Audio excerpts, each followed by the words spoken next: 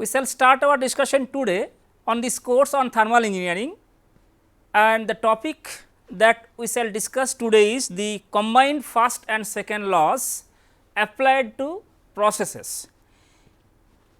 In this course, we shall be discussing about a few systems, in particular thermal systems.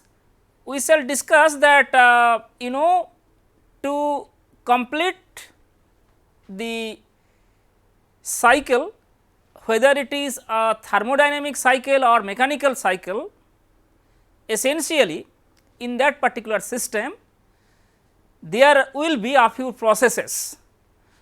So, if we need to understand the performance of the system itself, then we also need to carefully study about the processes those are there in the system, rather the processes which will eventually complete the cycle, and we can determine the cycle efficiency. If we need to do so, we need to know the first and second laws. We have discussed about these two laws. So, today we shall see that if we combine these two laws and if we apply to the processes, perhaps we shall be in a position to map those processes in different thermodynamic planes, essentially to estimate different properties at the end of the process. Thereafter, we can calculate the energy transfer either into the system by heat or energy transfer from the system by work. So, you know that since we have already discussed about first and second laws, those we have recapitulated, because in this course we are not permitted to have a detailed discussion on this particular these two laws, because those are there in basic thermodynamics course, but we have discussed about, and knowing fully that in fact we can really recall whatever we have learned from our undergraduate course and from our previous lectures. Now, we are in a position to frame the combined first and second laws. In fact, we are in a position to frame a mathematical formulation for the combination of first and second laws. So, let us write here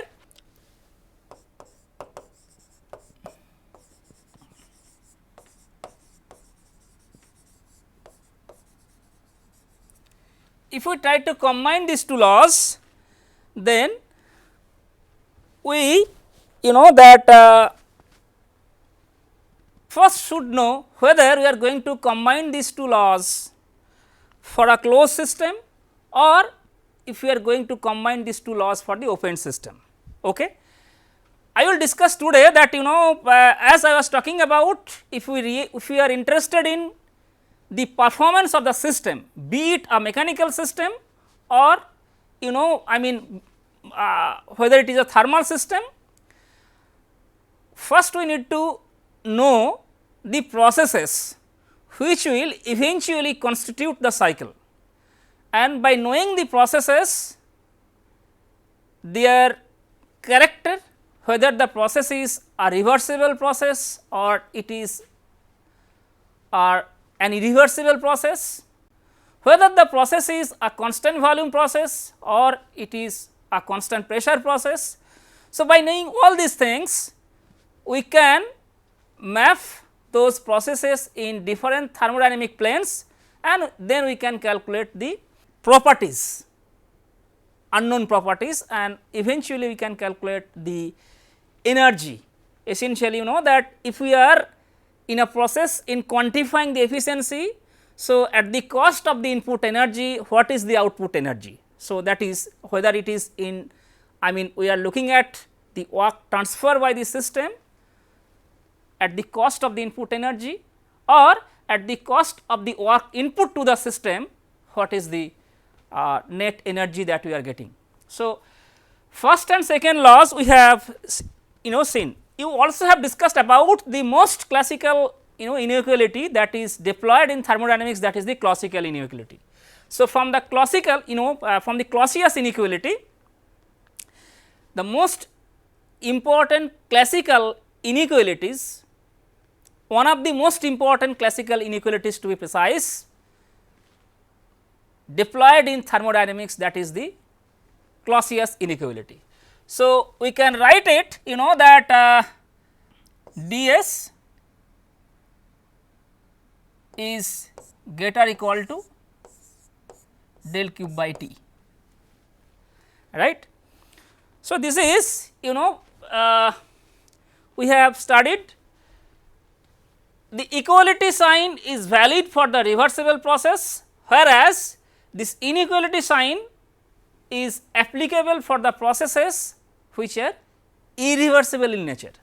So, now we can write T ds equal greater equal to del cube. So, this is we can write from the second law.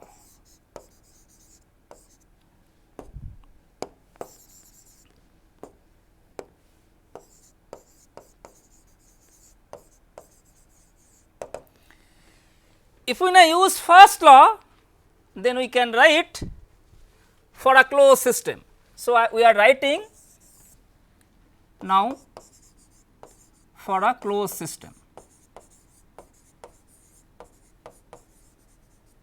So, in this case we can write del cube equal to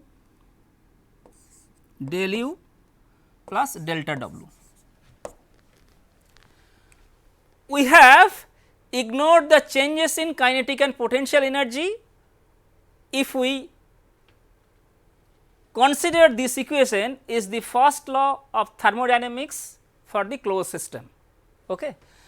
So, that if we now write this, then we are getting T ds equal to greater equal to du plus delta w, right. So, this is basically the equation. Now, so this is basically why we are doing so, because we shall be using, in fact, if we really do not know it, we will not be able to map several processes in thermodynamic planes. So, this is the combined first and second law for the closed system. This equation can also be written in a different from in different form, not different form, rather if we can try to write this equation, but using second law and property relation, still we can write it. So, we can also write this equation in this form, that T ds equal to du. This delta w, if the closed system contains a simple compressible pure substance, that is a substance in which the changes in pressure, volume and temperature are considered, rather the work done due to mechanical, electrical and magnetic effects are not considered. So, basically if it is a simple compressible pure substance, that is only the changes in P, V, T are considered, the effects stemming from the applied or induced electrical and magnetic interactions are not considered. So, if that is the case, then this is P dV. It is not necessary that this work, if we would like to write the work done by this quantity P dV, it is not necessary that the system has to be a closed system. Even when the system is open system, that and the maybe there is flow into the system, but the displacement of the system boundary is quasi static. If the displacement, if the work done focuses on the system boundary and the boundary moves quasi statically, that means the deviation from equilibrium is almost negligible. In that case, we still can write delta W is equal to P dV. So, this is TdS equal to, this is again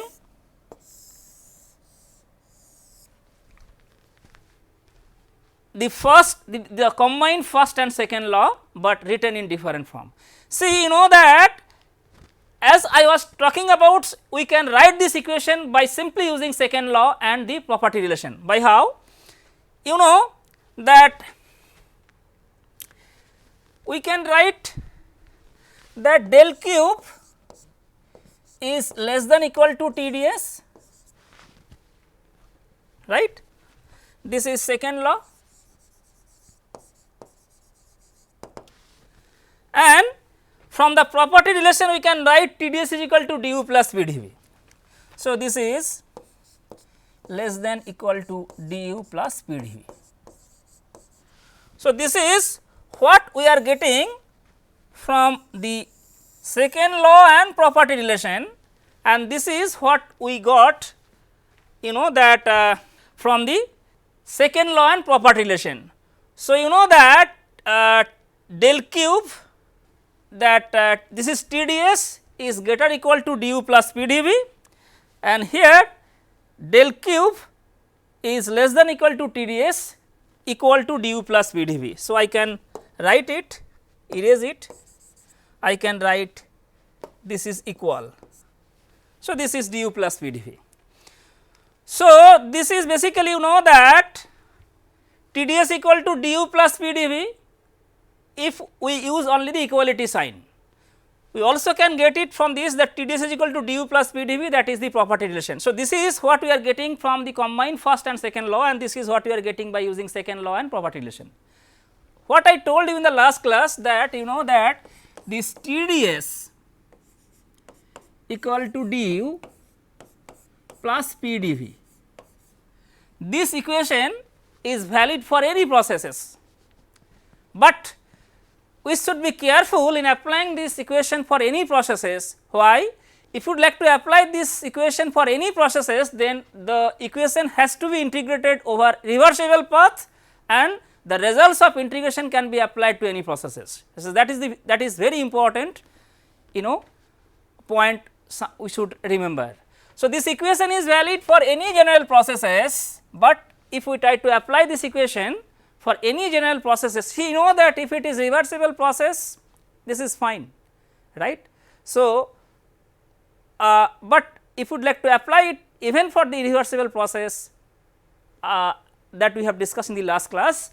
So, basically any process, this equation is valid for any processes. Only thing we should be careful that it should be integrated over reversible path, and the results of integration can be applied. So, this is all about. So, this is first, you know, combined first and second laws. So, I will be writing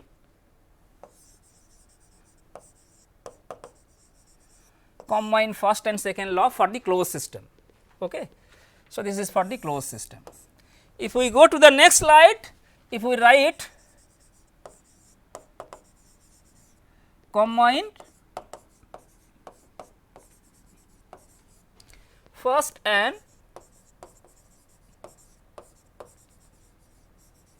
second laws for an open system, rather I am writing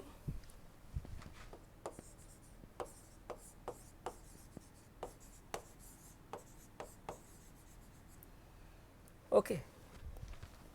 So, this is the case. What we can write? This is very important, you know, in a similar way that we can write that TdS greater or equal to del cube, right.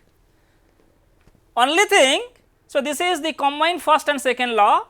In the previous case, we have used first law applied to the control mass system when we have replaced del q by du plus P dV.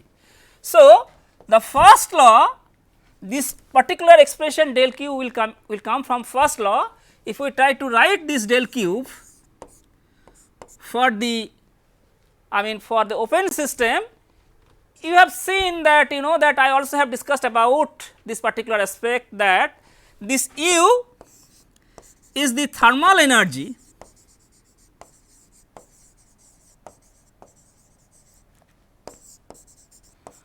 for the non-flow system.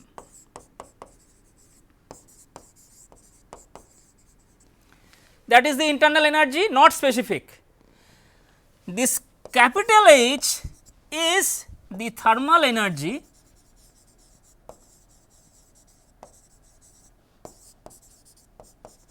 for the flow system. So, when the system is open, so that is there is a flow, the thermal energy is not the internal energy, the thermal energy is internal energy plus some energy which is required to maintain the flow in the presence of pressure. So, basically we will be writing this is dH plus or minus. So, this is very important, that this dH plus delta W. So, this is the first law. Now, just the difference is, instead of using U, we are writing in the this form where this H is enthalpy. So, again if the movement of the system boundary is the movement of the system boundary follows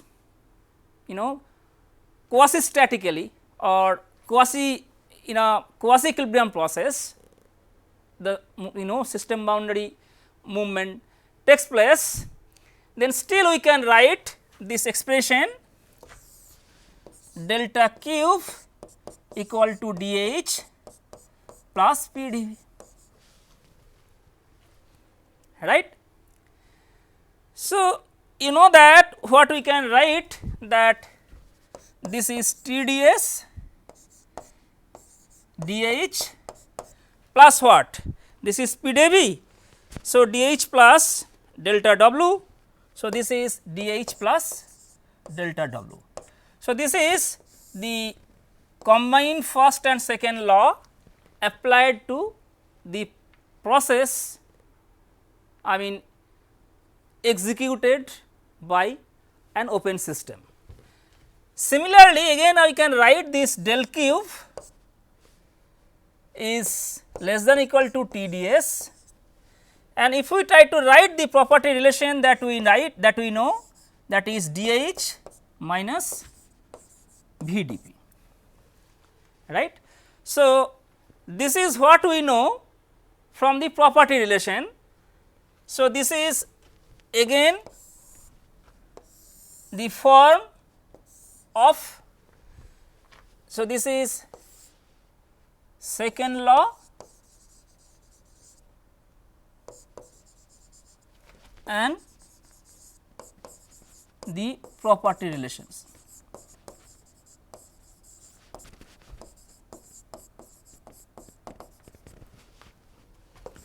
So, this is obtained by making use of second law and property relation, that is second TdS equation dH minus VdP. So, these are very important to understand.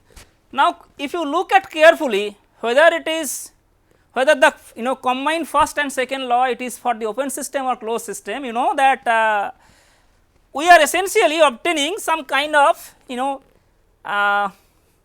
some properties like internal energy, enthalpy, which cannot be measured directly. We can measure volume, pressure directly. So, volume, pressure, temperature, these are also thermodynamic properties, but these can be measured, these properties can be measured directly, but if we look at these equations du and dH, these properties cannot be measured directly. What we can do, we can still write these equations in specific form, that TdS. So, just I am writing, if I write using different color.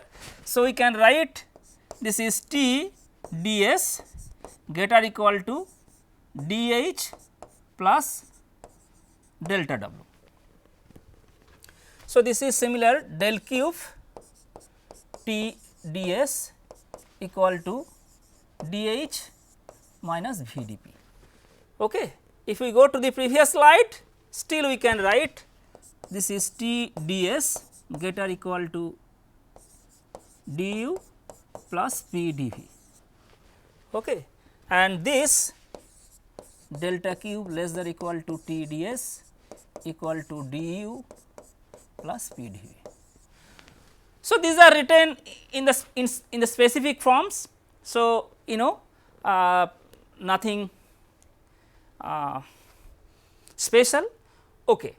So, now what I was talking about, that we have at least identified that by making use of the combined first and second law, or by making use of second law and property relations, we can at least describe processes, several processes, and we also can calculate the properties which cannot be measured directly. So, now what we shall be discussing today, that there are several processes in a system. I mean, when a system is running in a cyclic following cyclic processes.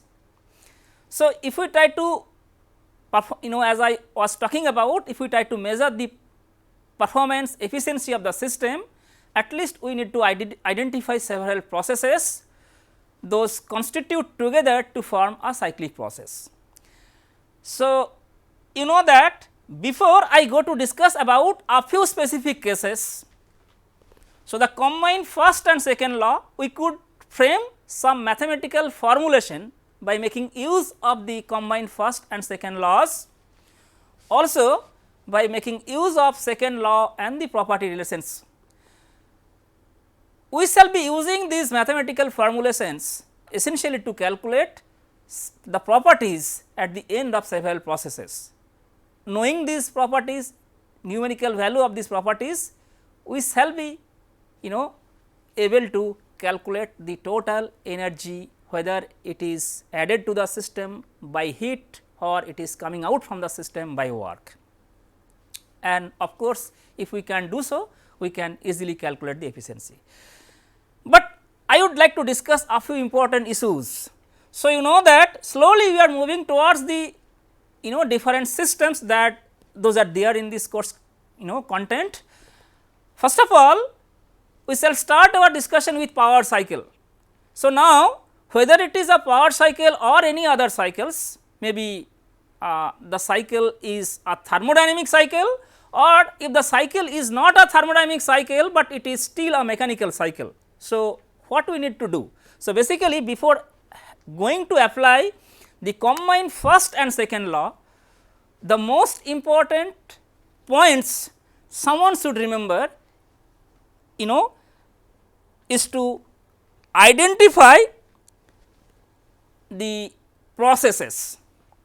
So, here I am discussing that whether someone is interested in calculating efficiency towards predicting the performance, essentially you need to go through certain procedures of calculating different properties, thermodynamic properties.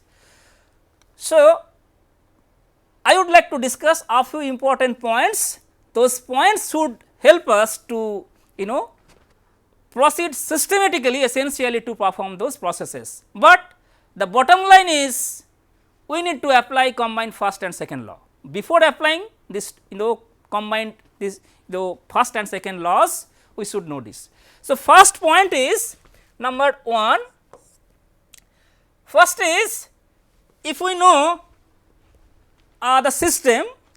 So, as I was talking about in the system, if the system is running through a cyclic process. So, there will be a few processes and those processes will constitute together to form the cyclic process. So, first of all we need to do is schematic depiction .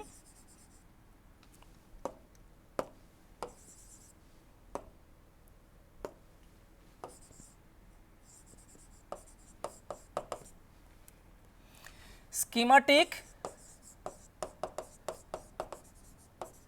depiction of the system. So, this is very important. So, this is schematic depiction of the system.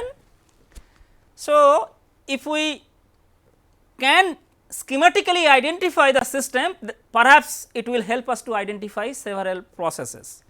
Number 2, say for example, you know that I am talking about power plant, thermal power plant. If we can at least visualize, it is very difficult to identify, it is very difficult to trace all the components present in the thermal power plant, and those components are directly or indirectly associated with the performance of the plant. But at least if we can somehow schematically represent the major components and the cyclic process, then it will help us to calculate the efficiency. Number 2 is that what we need to do, identify, knowing the schematic depiction, then we need to identify what is the working substance. So, identification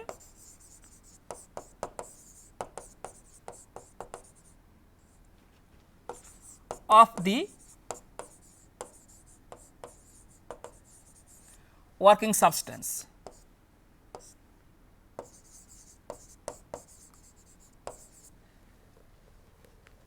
That is, whether it is a pure substance like water or it is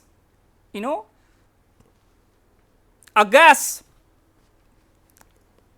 or if it is air. Why? Because if it is the pure substance like water, then we can make use of the property tables to calculate properties. If it is an ideal gas, then we can use the ideal gas relationship to calculate properties. Number 3,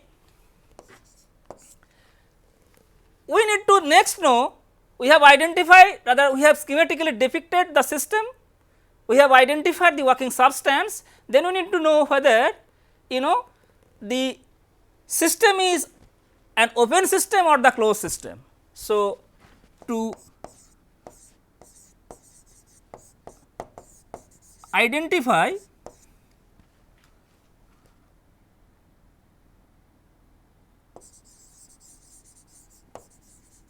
whether system is an open system or a closed system.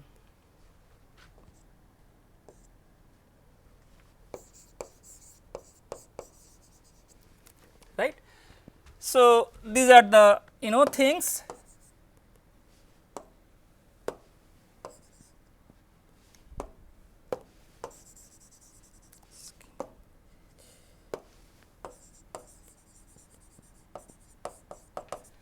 Okay. Number 4, which is again important. So, already these 3 steps someone should remember to calculate the efficiency. So, what is 4? If we can identify if we identify the process system is open system, fine. If the system is not an open system, if it is a closed system, then after identifying it, we need to identify the processes, right. So, next task is what are the processes, and we need to map those processes in defined thermodynamic planes. So, identification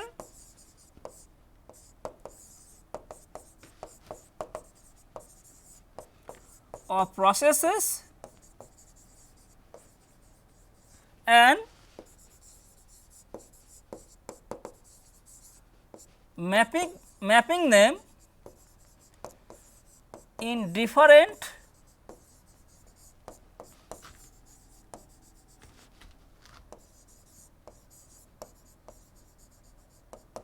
thermodynamic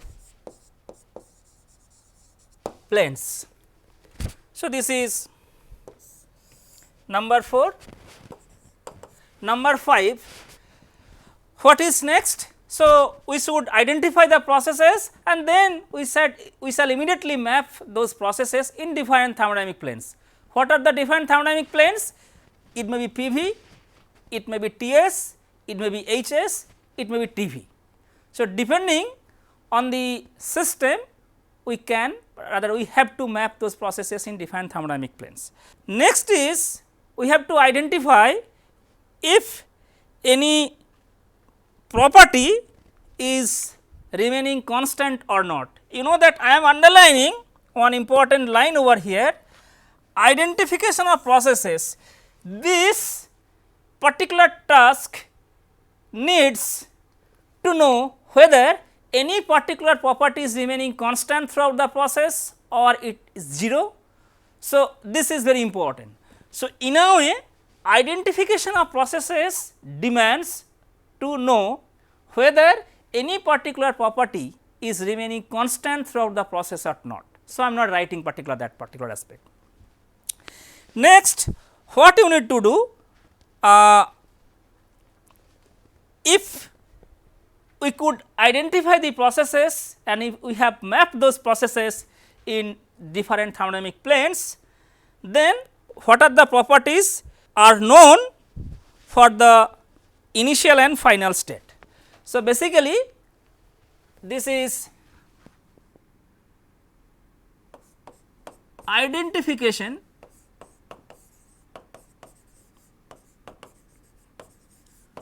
of properties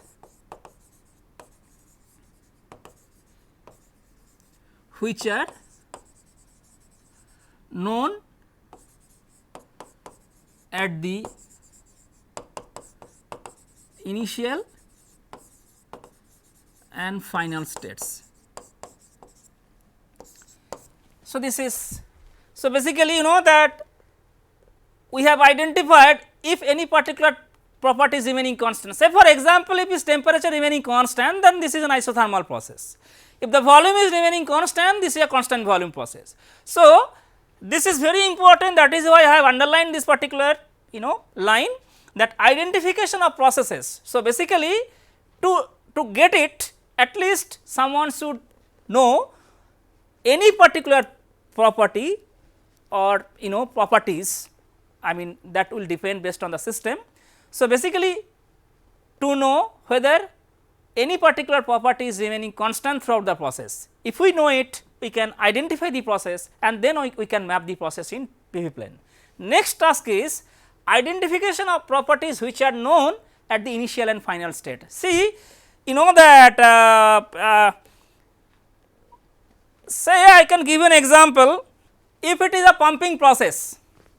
Now, in a power plant what is done, condensate which is collected from the condenser is pumped back to boiler. So, we need to identify properties which are known as the initial and final state. So, at the inlet to the pump, water temperature of water at the inlet to the pump, that condensate which is collected at the at the basin of the condenser. So, at the inlet and the outlet. So, basically the process is almost an isothermal process. So, we can identify what what is the temperature. Similarly, we also can calculate properties which are known at the initial and final states, right.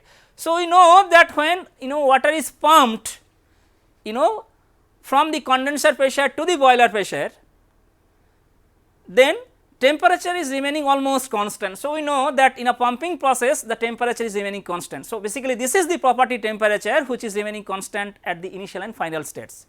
Number 6 is to identify the property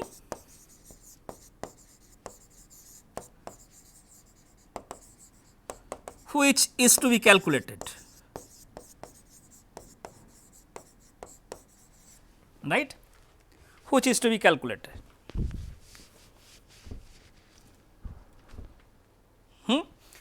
So, this is 6.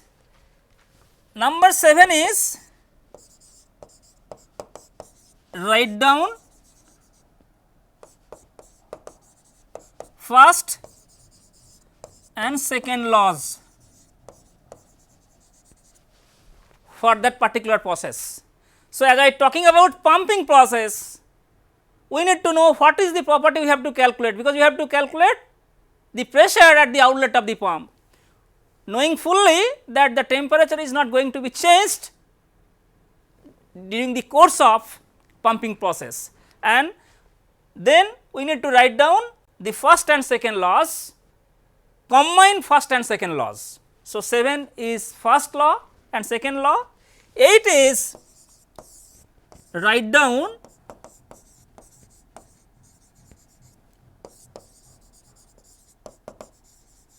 combined first second laws, right. So, this is very important. So, yet there are a few more steps someone should know before attempting to calculate, or before attempting to identify the process and calculate the property which is to be calculated. Next is 9, write down the property relations.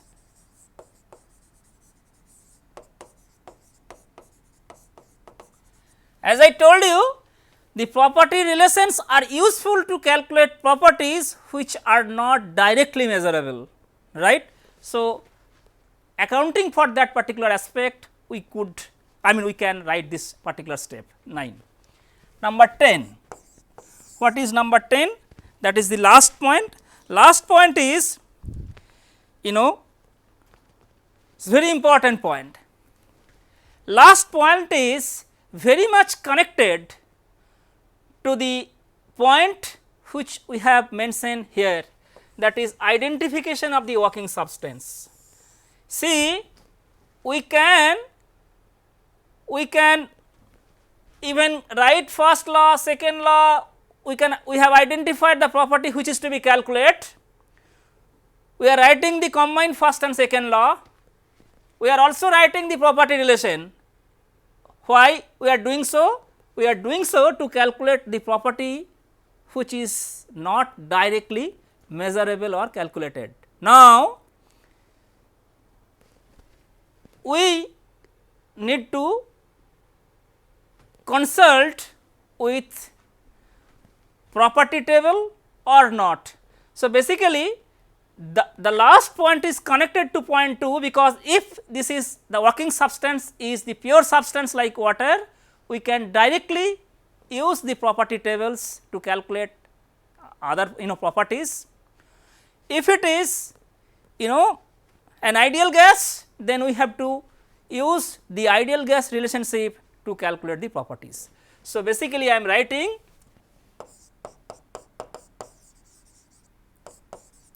to use the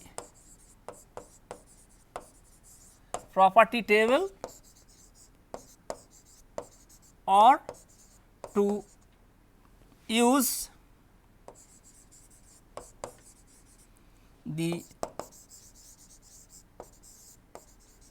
ideal gas relationship for the calculation of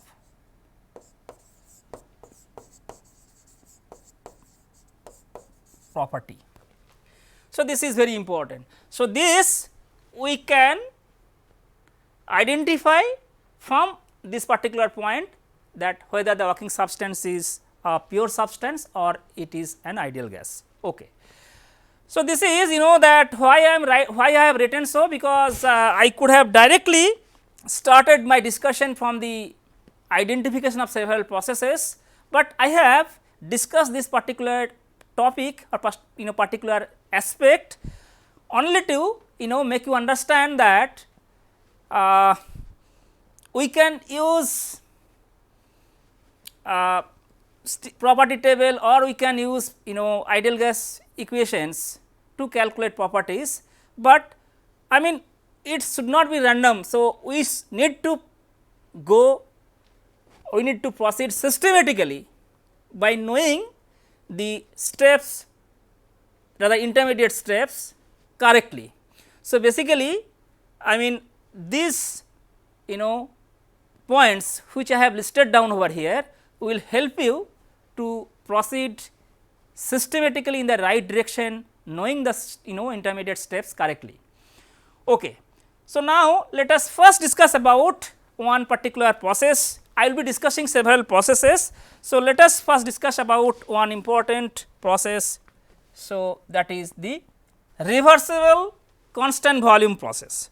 So, if it is reversible constant volume process, then what would be the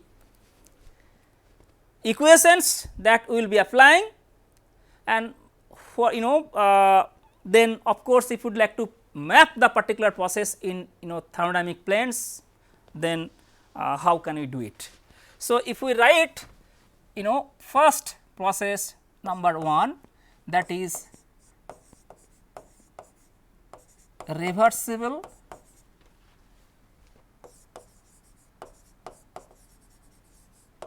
constant volume process. Reversible constant volume process. So, you know that we have to write first law, we have to write second law, and then we can write the combined first and second law, right. So, reversible constant volume process. So, first law, now we shall be writing all these the relevant equation for all these processes for a non-flow process. So, basically for a non-flow system, so non-flow system,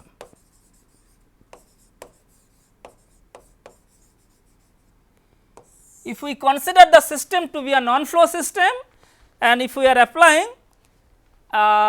whatever we have learned from today's class, let us first discuss this process first, and if time permits, we will go to the next one, otherwise we shall continue, we shall discuss in the next class.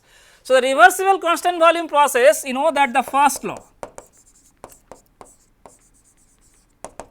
systematically, it is given, if we go to the, the first one is not required, because already it is given. Let me write it more clearly. Reversible constant volume process and working substance is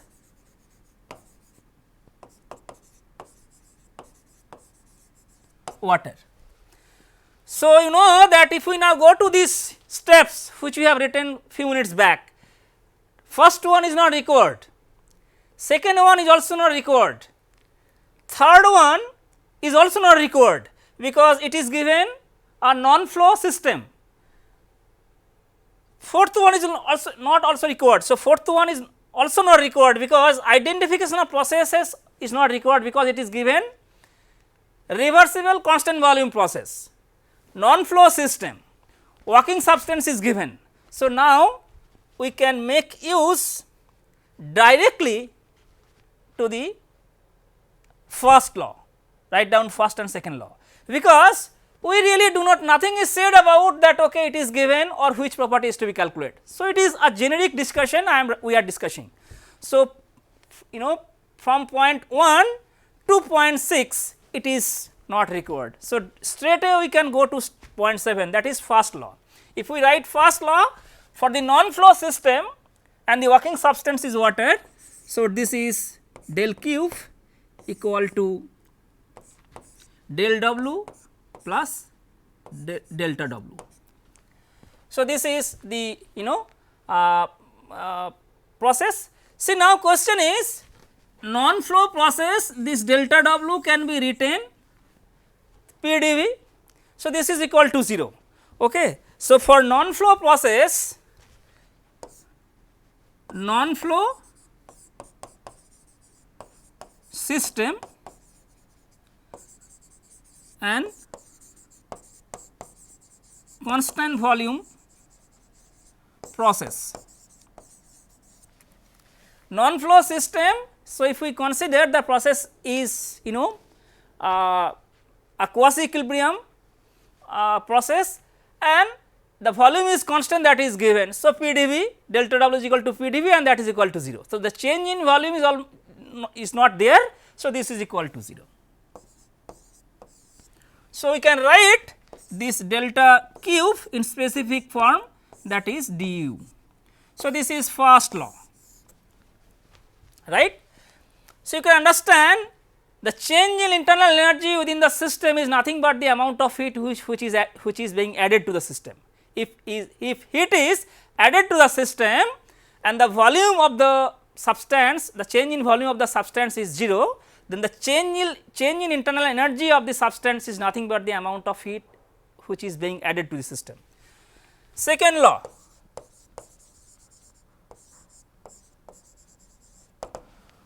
what is second law? Second law is that we can write reversible process. So, we can write ds equal to delta q by T. So, this is ds equal to delta q by T. We have not used the inequality sign. Why? We have taken, rather we have accounted for this particular term, that is reversible process. So, this is ds equal to del cube. You know that, so what we can write?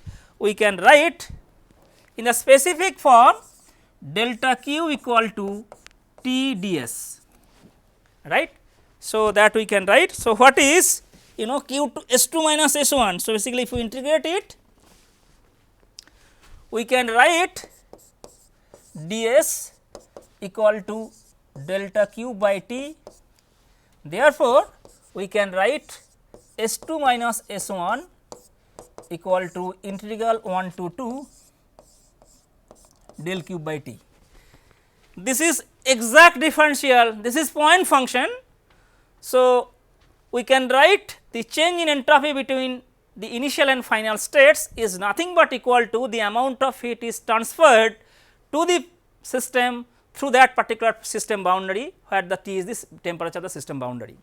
So, you know that second law is giving that change in entropy, which is nothing but the the integration of dq by T via reversible path, where T is the temperature of the system boundary through which heat is transferred to the system.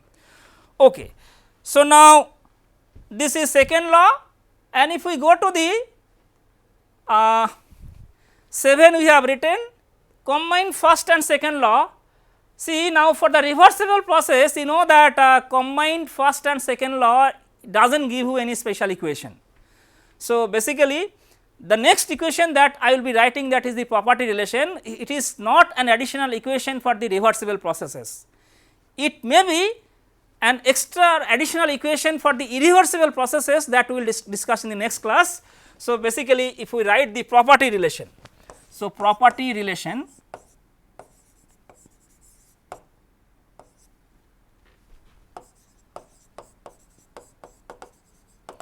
that is TdS equal to, I am writing in the specific form, that is du plus PdV,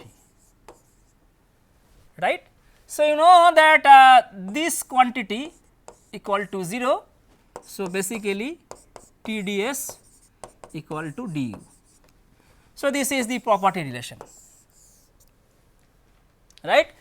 This is basically valid for any processes, but the process is reversible one, and I have told you initially that even if this equation is valid for any processes, the clue is before applying this equation to any processes, we have to integrate it over the reversible path, and the results of integration can be applied to any processes. But so long as the process is reversible, that is not an issue. So, that is what we could write. So, you know that for this particular process reversible constant volume process, if the working substance is water, we have systematically derived the first law, we have written first law, second law and property relation. If the working substance is not water, if it is air, we shall discuss it again when we shall be discussing about different mechanical cycles, but for the time being. So, basically you know this is the first law, this is the second law, this is the property relation. You know that you can't say that this is an additional equation, this is essentially the equality of the combined first and second law, that is what you have seen. If we go back to the previous slide, so in this equation you can see that this is, so this is basically TdS equal to du plus PdV greater equal to, so basically equality of this particular equation. So, this is essentially the TdS. So, this is the combined first and second law. If you eliminate this inequality sign, you are getting TdS equal to du plus PdV. So, if this is the equation, so this is the property relation that we have written. So, this is not an additional equation for the reversible processes. It may be an additional equation for the reversible processes, but this is not a case for the reversible one. So, this is something we have expressed. Now, quickly try to map the processes in different thermodynamic planes. So, let us map it in PV plane. So, if it is volume, it is pressure, so this is reversible constant volume process. So, if it is reversible constant volume process, so if it is PV, so I am using different color. So, this is okay, and say this is T equal to T1 and this is T equal to T2, right. So, this is T equal to T1 and this is T equal to T2. Say this is the process. So, this is 1, this is 2, right. So, maybe this is the process. We are supplying heat to the system, temperature increases, and this is reversible constant volume process. Volume does not change. So, V2 equal to V1, So, there V2 equal to V1, right. So, this is basically we have to map this process in different thermodynamic planes. So, maybe this is P2 and this is P1. So, this is P1, this is P2. You can see that pressure changes. If we try to map this particular process in TS plane,